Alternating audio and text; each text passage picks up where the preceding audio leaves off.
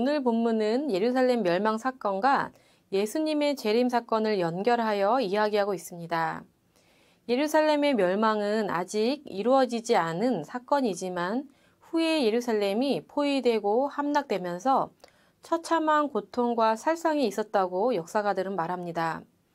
아수르와 바벨론에 의한 추방과 유대인 학살 모두 주후 66년에서 70년 사이에 일어났습니다. 그러나 이것은 수세기 동안 일어날 그리스도인들의 순교에 대한 전조에 불과한 것입니다. 예수님이 다시 오실 때까지 수많은 적 그리스도가 나타날 것이며 또 예수 그리스도로 인하여 고난을 당할 것입니다. 이것을 성경에서는 그리스도의 고난에 참여하는 일이라고 말하고 있습니다. 그렇다고 두려워할 필요는 없습니다. 하나님은 모든 역사의 주관자이십니다. 또한 악을 통제하는 전능하신 분입니다. 세상에서 일어나는 모든 일들은 하나님이 허락하셔야만 일어납니다. 결국 악은 멸하여질 것이며 하나님의 자녀들은 반드시 승리할 것이기 때문에 두려워할 필요가 없는 것입니다. 그러므로 믿음의 여정 가운데 우리가 깨어 있어야 하는 것은 미혹해하는 영들을 분별하는 것입니다. 더욱 말씀을 배우고 이단들을 경계해야 합니다. 무지로 인해 미혹해하는 것들에게 서로 사로잡혀서는 안 될 것입니다.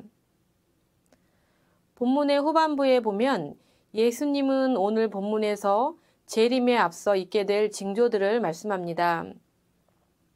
십자가 사건은 역사의 중심이 되는 사건이지만 예수님의 재림은 역사의 종말이 되는 사건입니다. 그러한 예수님의 재림은 예기치 않은 시점에 나타난다고 말씀하십니다.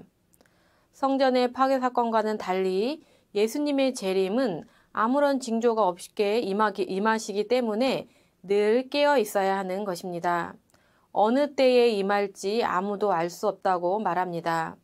그러기에 예수님이 다시 오실 때까지 우리 믿는 신자들은 그날을 기다리며 준비해야 합니다.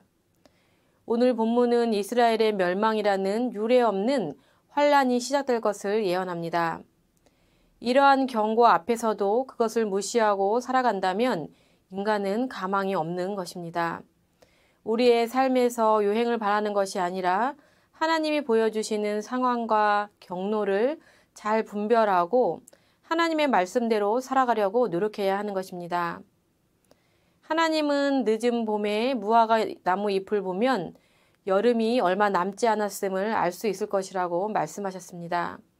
이렇듯 우리는 예수님이 오시기 전에 보여주시는 여러 가지 징조를 분별해야 하며 이것을 위해 하나님께 지혜를 구해야 합니다.